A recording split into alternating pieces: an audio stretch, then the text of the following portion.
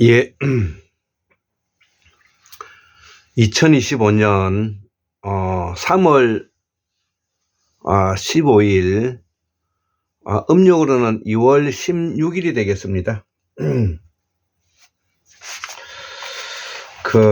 오늘은 토요일이죠. 매우 봄 기운이 이제 완연하게 시작되는 느낌을 며칠 전에 받았습니다. 그런데 봄의 시작은 제가 볼 때 3월달 초에서부터 시작되었다고 생각합니다.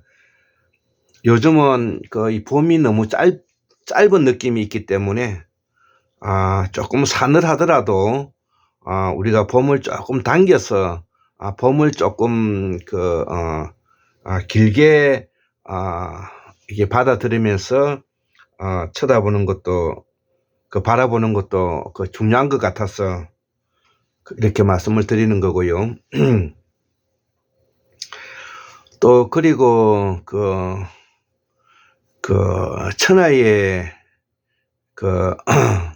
몰염체한 비굴하고 비열하고 비루한 또 비참한 모습을 보이고 있는 문재인과 이낙연, 그리고 여기에 상당한 일조를 했던 지금 현재 감옥소에 있는 조국,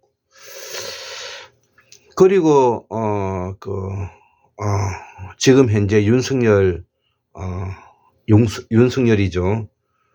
그리고 윤석열이 힘을 바탕으로서 인간성을 난도질하고 있는 김건희 같은 그런 사고를 가진 사람들이 아마 우리 이 당대에 지금까지 걸어오면서 매우 이상한 모습들을 우리가 보는 것입니다.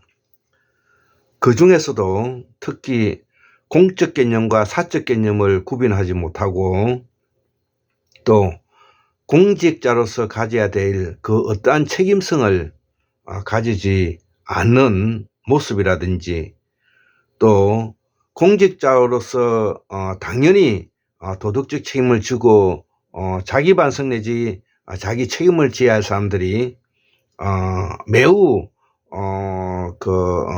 법에 기대해서 이 법기술자가 되어 가지고 법을 조작 날조 하고 있는 이런 모습이라든지, 이런 것들이 바로 우리 한국 사회가 정말 닮지 않아야 될 사비, 비루, 비겁, 비열, 비참한 모습을 보이고 있는 이 현재 우리 한국 사회가 마탱이가 간 사회다, 이렇게 저는 바라보고 있는 것입니다. 여기에 대해서는 많은 정치, 경제, 사회, 문화사 쪽으로 많은 앞으로 연구가 필요로 하고, 또 우리가 공부해야 될 부분인데요. 우리는 어떤 정부 책임 아래, 국가 책임 아래 우리가 국가가 해야 할 일을 개인에게 떠맡기고, 또 개인은 국가가 해야 할 일을 떠맡아서 하다가 보니까 자본이 부족하고 건강을 잃게 되고 함으로 인해서 빈털터리가 되는 이런 모습들을 우리가 보고 있는 것입니다. 독립운동가가 그랬고요.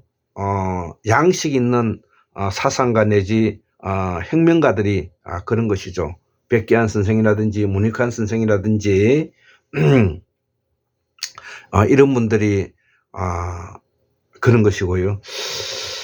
자, 오늘날에 이제 와서는 그러한 지식인들, 사상가, 종교가들이 자기가 이미 만들어 놓은 궁궐에 들어 앉아서 자기의 보시면 하고 있는 이 모습이 현재의 모습이죠. 목사가 그러하고요, 산중의 권력자가 그러하고 기타 많은 선생들이 그러하고 교수가 그러하죠. 교수들은 자기 집에 또 자기 학교 교수 그 실에 연구실에 아방궁을 지어 놓고 거기에 꼼짝도 하지 않고 있죠. 자, 그러면 여기에 가슴 아파서 이 현재 한국 사회의 이 모순과 불합리를 우리가 고쳐나가기 위해서 낮에는 쿠팡에서 일을 하고 밤에는 그 유튜브를 보면서 사상운동을 정치 학습을 하고 토요일 일요일은 광화문에 나가서 우리가 이렇게 그 시위를 하고 광장에 나가서 우리가 비스의 혁명을 하고 있는 이 모습을 보면은 저는 마음이 참 아픈데요. 자, 그래서 그 오늘도 그 학문 산책이라는 이름으로 한 두 카트 정도 이야기를 한번 해볼까 합니다. 그래서 그 오늘은 먼저 학문 산책 248번째 샤먼 제국의 부활 첫 번째 이 황태현 그 박사님의 책이 한 30권 정도 있는데요. 제가 이 황태현 박사님을 그 높이 뜻받들고 성현의 반열에 제가 이해하는 것은 이 황태현 박사님께서 가지고 있는 사상과 철학이 우리 한국사가 복원해야 될 사상과 밀접한 연관성을 가지고 있기 때문에 그렇습니다. 자, 그래서 먼저 여기 앞에 지금 현재 있는 이 황태현 박사님의 책 백성의 나라 대한제국, 예, 그 다음에 여기 밑에 있는 가보배령과 아관망명, 그 다음에 아관망명, 그 다음에 한국 근대화의 정치사상, 그 다음에 갑진회랑과 국민전쟁, 요런 책이 있고요. 또 여러 책이 있는데 사상적으로 지금 현재 제가 집중해서 공부를 하고 있는 요 책이 바로 앞에 있는 요 책인데요. 여기 지금 현재 대한민국 국호 유래와 민국의 의미 요 책, 지금 현재 이 책이 다 절판이 돼 가지고요. 그 다음에 우리 공자 잠든 유럽을 깨우다 공자 요 사상, 그 다음에 요 패치워크 문명의 이론이라 이거 요거 짜집기 쉽게 말해서 옷을 여러 군데 대 가지고 하나를 만드는 거를 우리가 패치워크라 그러는데요. 이 패치워크 문명의 이론 요 책이 여기 아주 쉽게 잘 설명해 놓은 그 정치 사상사다 이렇게 이제 생각을 합니다.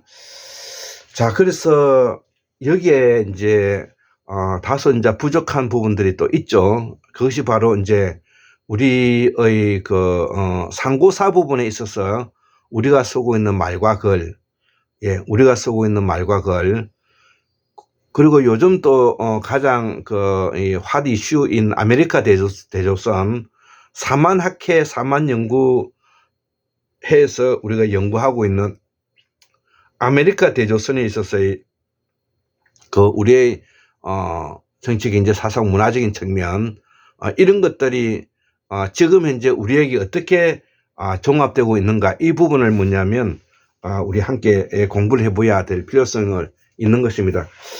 그래서 이러한 내용들을 단순히 뭐냐면 책을 소개하고 그 알리는데 초점이 있는 것이 아니라 우리 한국 사회 복원에 있어서의 징검다리가 될 수 있는 일이기 때문에 제가 중요시 여기는 것입니다. 제가 한국사 복원의 이 복원해야 된다는 뜻은 우리의 전통 뿌리 사상을 우리가 복원해야 된다는 말이 되는데, 그러면 우리의 전통 사상을 막연하게 복원하는 것이 아니라 세계 종교의 뿌리가 조선에 있고, 세계 언어의 뿌리가 조선에 있고, 세계 말의 뿌리가 조선에 있기 때문에 이것을 복원하는 것은 당연한 것입니다. 그렇기 때문에 우리가 이 공부를 하는 것이지, 단지 이 책을 좀 소개시키고 이 책 내용을 뜻받든다는 데 목적이 있지 않다는 것입니다. 자, 그래서 우리가 어떤 책을 보게 되면 이 책이 도대체 번지수가 어디쯤 있는가를 우리가 알아야 된다는 것입니다. 공부하는 사람들은 책을 잡고 공부한다고 말을 하는 사람들은 어떤 책을 갖다 줘도 이 책이 어느 정도의 그 번지수에 들어가 있는가를 우리가 알아야 된다는 것이죠.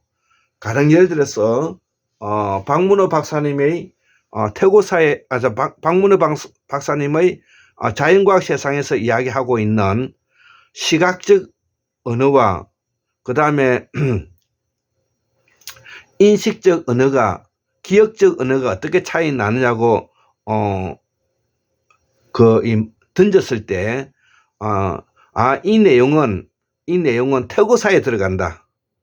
즉 다시 말하면 우리 생명체가 자기를 보존하기 위해서 어떤 외부 상황의 위험으로 노출될 때는 판단 중지한다는 것입니다. 판단 중지, 고정하는 것이죠. 그래서 스탑하는 것이죠.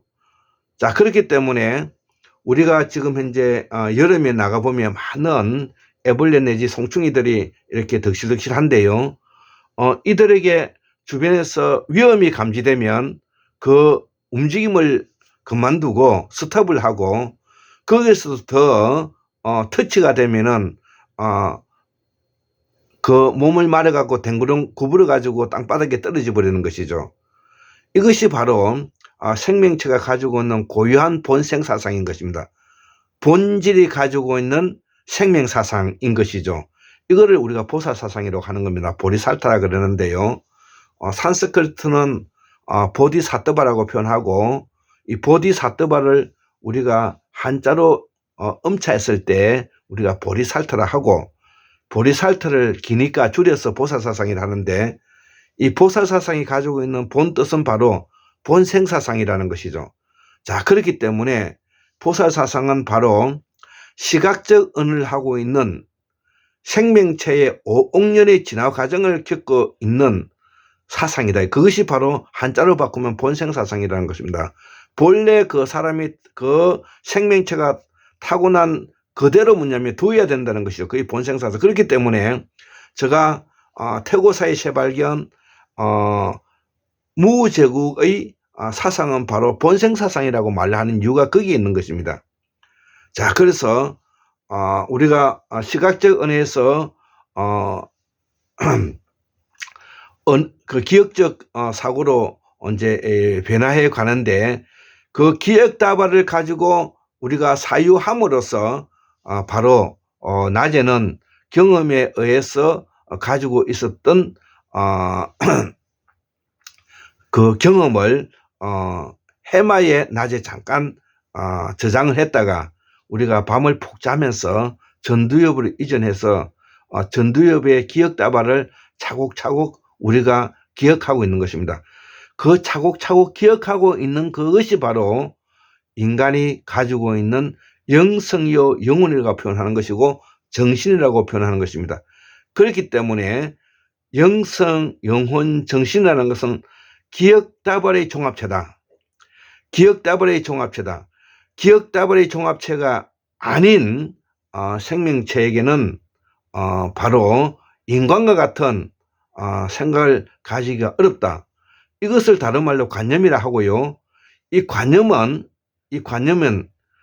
있지도 않는 것을 있다고 만들어내는 기술까지 가능하게 되었다는 것이죠. 이것이 바로 인간이 인간을 이게 한 이유이고, 우리가 기독교에서 나오는 창조론이 여기서 신의 창조론이라는 것이 여기서 나온다는 것이죠. 그래서 기독교에서 말하고 있는 신, 기독교에서 말하고는 창조의 신은 바로 기역다발의 종합체를 말하고 있고, 기역다발의 종합체를 너무나 우상화하고 너무나 그것을 확대함으로 인해서 이것을 신의 반열에 올려서 우리가 생각하고 있는 것이 현 기독교라는 것입니다. 자, 그렇기 때문에 우리가 기독교가 가지고 있는 그 신학, 그 다음에 창조론이라는 것은 바로 자연과학 세상에서 말하고 있는 기역다발의 종합체를 우리가 표상해서 그것을 우리가 신이라고 부르고 있는 것입니다. 자, 그렇기 때문에 그 신은 영혼이 있고, 영혼은 바로 육신과 분리되어 있다고 봄으로 해서 이것을 뭐냐면 기독교의 그 종교적인 그 신앙으로 이렇게 확대 재편되었다는 것입니다. 자, 그렇기 때문에 우리가 교부 철학이니 뭐 스콜라 철학이니 그 다음에 종교개혁이니 이런 내용들은 다 이런 범위 내에서 우리가 설명할 수가 있다는 것을 이해해야 된다는 것이죠. 자, 그렇기 때문에 서구 사상인 우리가 17세기, 16세기에 거쳐서 18세기에 거쳐서 일어나고 있는 우리가 서구 유럽의 경험론, 합리론, 그 다음에 계몽주의, 이 모두가 뭐냐면은 공명사상에 가지고 있는 이 경험주의적 유교에서 발전시킨 내용들이다. 이런 것들을 우리가 한목적적으로 종합적으로 이해하고 계신 분이 이것이 바로 뭐냐면은 우리 황태현 박사님께서 앞에서 소개시켜줬던 그런 책들의 내용들이라는 것이죠. 자, 그래서 오늘 첫 번째 내용으로서는 여기에는 우리가 황태현 박사님께서는 잘 설명하고 있지 않지만 우리가 기본적으로 알아야 될 부분이 현 시점에 우리가 알아야 될 부분이 바로 민주주의를 이해하면서도 민주주의가 가지고 있는 기본적인 이해를 하지 못하는 부분이 있다는 것이죠. 아마 지금 현재 부천에 있는 이 국회의원이든 아니면 부천에 있는 교수든 지식인이든 아마 다 끌어모았을 때 인사는 무엇이고 조직론은 무엇이고 직무는 무엇인가에 대해서 이거를 명쾌하게 설명할 수 있는 사람이 없다는 것입니다. 그렇다면 인사도 모르고 조직론도 모르고 직무도 모른다면 한국이 운영하고 있는 민주주의에 대한 기본적인 이해가 없다는 말과도 일치하는 것입니다. 지금 현재 우리 이 부천의 이 원미구 쪽에 국회의원은 김기표라는 분이신데요. 그 김기표 국회의원에게 인사가 무엇이고 조직은 무엇이며 직무가 무엇인가에 대해서 이것을 정확하게 설명할 수 있는 그런 저는 지식이 없다고 생각합니다. 또 여기에 많은 학교도 있지만 그 교수들이 그것을 이해할 수 있는 사람은 없다는 것입니다. 그것은 바로 우리 한국 사회가 민주주의를 한다고 말하지만 형식적 껍데기적 민주주의만 하고 있지 실질적 구체적 경험론적인 민주주의를 하지 않기 때문에 그런 것입니다. 우리가 유교 사상, 맹자 사상을 안다고 하지만 공자 사상, 맹자 사상의 껍데기만 아는 것이지 공자 사상, 맹자 사상이 가지고 있는 바로 경험적 민본주의의 바탕을 두고 있는 경험 사상을 우리가 모르는 것과 같은 이치인 것입니다. 자, 그래서 바로 이 직무를 모르면 공과 사를 알 수가 없고 공과 사가 구분되지 않으면은 여기에 대해서 책임이 없을 뿐만 아니라 책임이 없다는 것은 자기가 무엇을 해야 하고 무엇을 이래야 되는 것을 모르기 때문에 거기에 따른 자기 책임도 질 줄 모를 뿐만 아니라 무엇을 만들어내야 되는 성과 책임도 모른다는 말이 되는 것입니다. 자, 그렇기 때문에 직무는 다른 말로 바꾸면 성과 책임이다. 내가 대통령직에 앉았으면 대통령이 해야 될 직무에 대해서 무엇이 옳고 그른지, 무엇을 해야 되는지를 성과 책임을 만들어내야 될 책임을 가지고 있다는 것이죠. 그 책임을 만들어냈을 때 그것은 높은 평가를 받는 것이고, 만약에 만들지 못하면은 그에 대해서 탄핵이 되는 것입니다. 그런데 지금 현재 앞에 대통령이 있던 문재인도 자기가 직무가 무엇인지 전혀 모르고 5년 동안에 그 어마무시한 권력과 자원과 권력을 가졌으면서도 단 하나도 우리 한국 사회가 발전되기 위해서 계획하지 못한 이 연놈들이 바로 문재인이, 이낙연이, 조국이다. 그리고 난 이후에 이 문재인이가 후계자로 지명했던 이 윤석열이, 김건희, 이 연놈들이 또 뭐냐면은 친위 쿠데타를 일으켜가지고 바로 직무에 대한 대통령으로서의 성과 책임을 어떻게 해야 될 것을 생각하지 않고 이리저리 명태균이와 결부해가지고 김건희가 나라를 팔아먹는 이런 짓을 하고 있다는 것이죠. 자, 그래서 직무가 무엇인가를 알아야 되고, 직무에 대한 성과 책임을 이루기 위해서는 여기에 대해서 조직이 필요하다는 것이죠. 그것이 바로 우리가 대통령, 국무총리직, 차장, 과장 이런 식으로 우리가 조직은 직제가 필요한 것이고요. 여기에 그 직제에 그 책임을 맡을 사람이 바로 인사론 쪽으로 우리가 대통령, 그 다음에 장관, 차관 이렇게 있다는 것이죠. 예, 그래서 우리가 이런 부분들을 종합적으로 이해해야 되지, 학문을 뭐냐면은 어느 하나의 부분만을 가지고 뭐냐면은 이렇게 날뛰어서는 안 된다는 내용이 되겠습니다. 자, 그래서 직무관을 이야기했고, 직무관은 성과 책임이다. 조직론은 직제다. 여기에 직제를 담당하고 있는 사람이 바로 인사다. 예, 그래서 인사론을 이야기했고요. 네 번째는 우리가 공부를 하면서 가장 놓치고 있는 부분이 바로 샤먼 제국인데요. 샤먼 제국은 우리가 무당의 제국이 아니고요.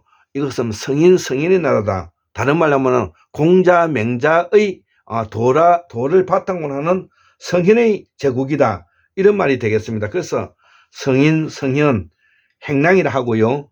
화랑, 조의선인, 선사, 도사의 나라다. 이렇게 말을 해도 된다는 것입니다.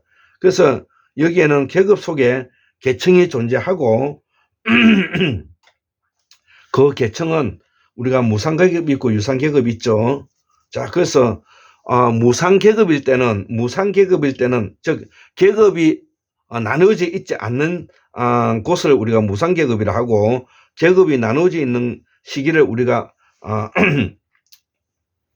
샤먼의 시대라고 했는데, 무상계급의 시대를 우리가 무제국의 시대라고 말하고, 무상계급의 시대가 바로 재정이 일치되어 있던 황제 중심의 국가이고, 무상계급은 재정일치 사회이고, 무상계급은 바로 지도자가 국강상 부도를 통해서 탄생한다는 것.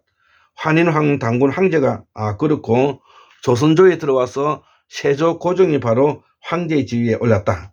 예, 그렇게 이해하시면 되겠고요.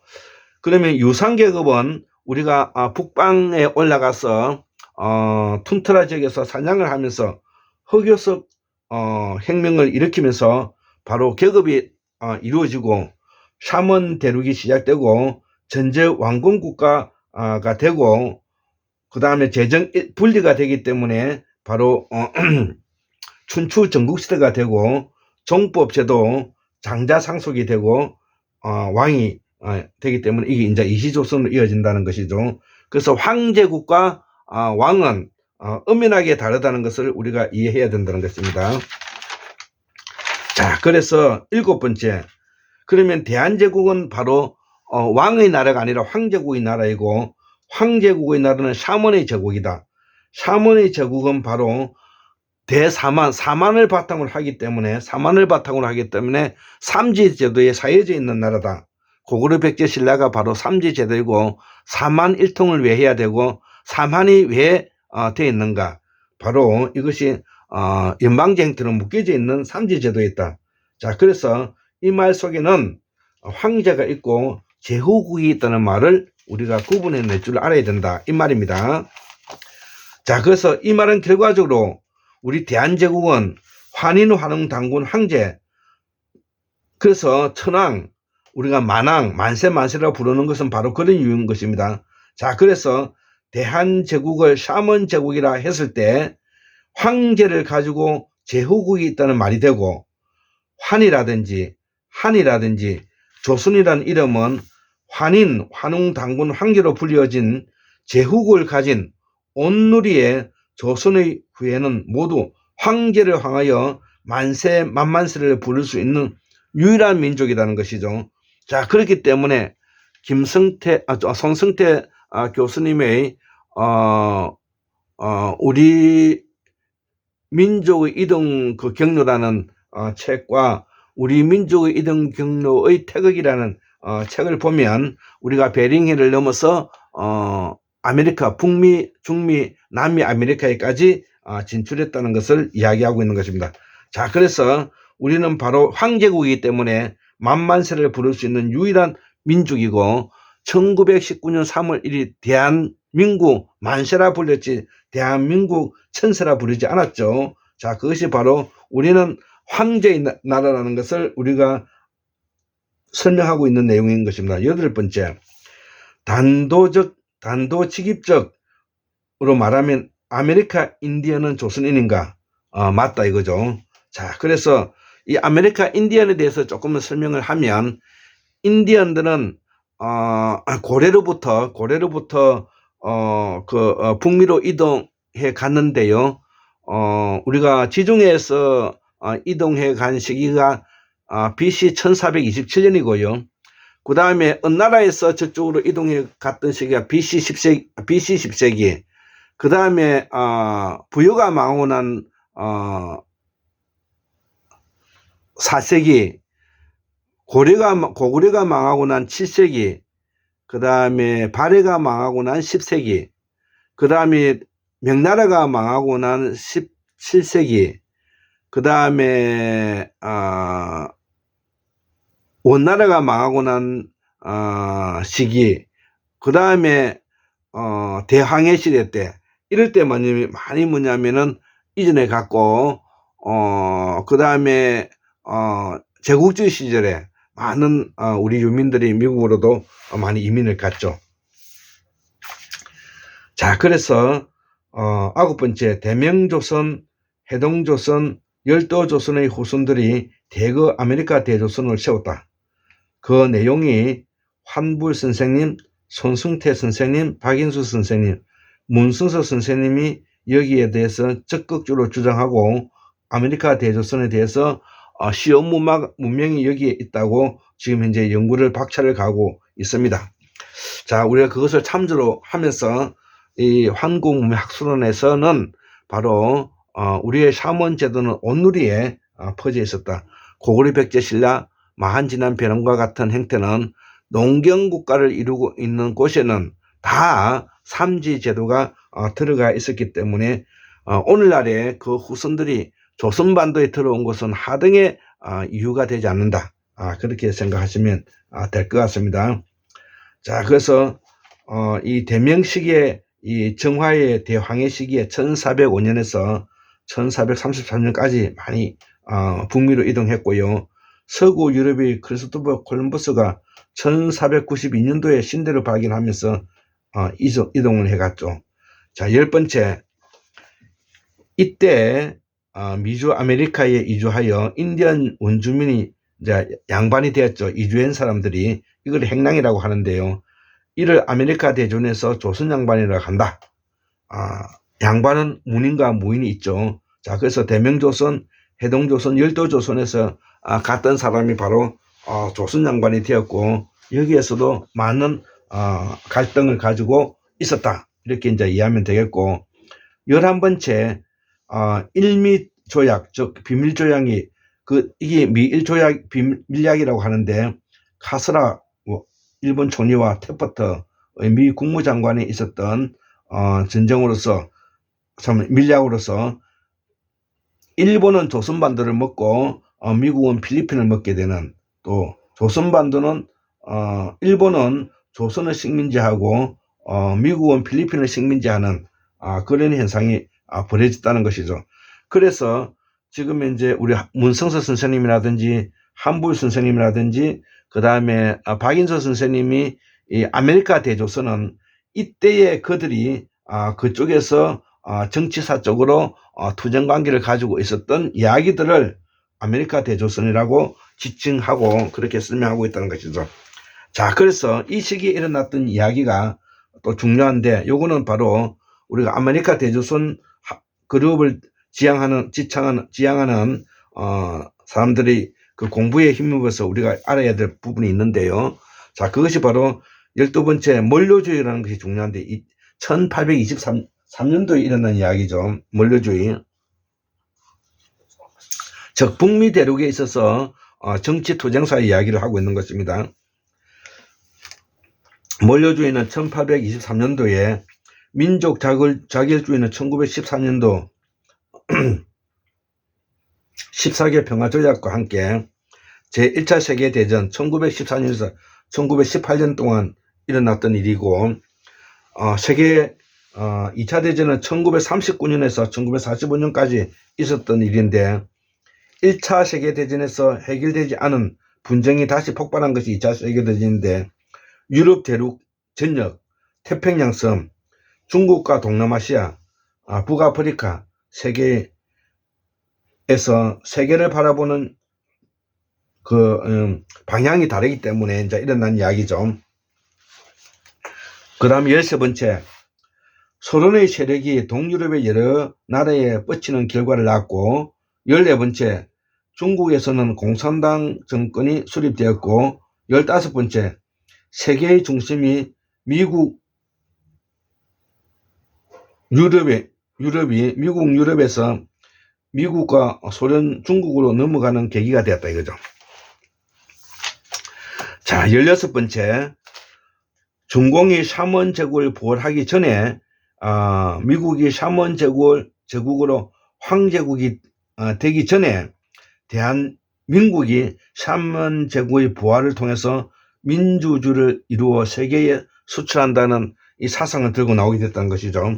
자, 그래서 제가 지금도 계속 샤먼 제국을 부활하자는 뜻은, 중국이 샤먼 제국을 부활하기 전에 공산주의 국가로 들어가 버렸고, 미국이 샤먼 제국으로 황제국이 되기 전에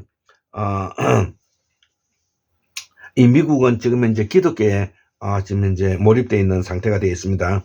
자, 그래서 북한, 동북조선, 남한 이렇게 4만1통이 지금 이제 분리되어 있는 상태고요.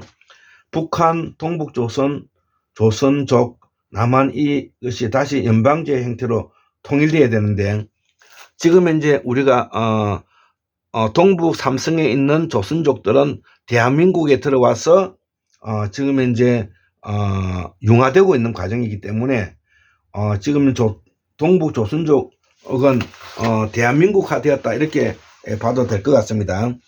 자, 그래서 앞으로 남은 문제는 북한만 통일하면 되는데요.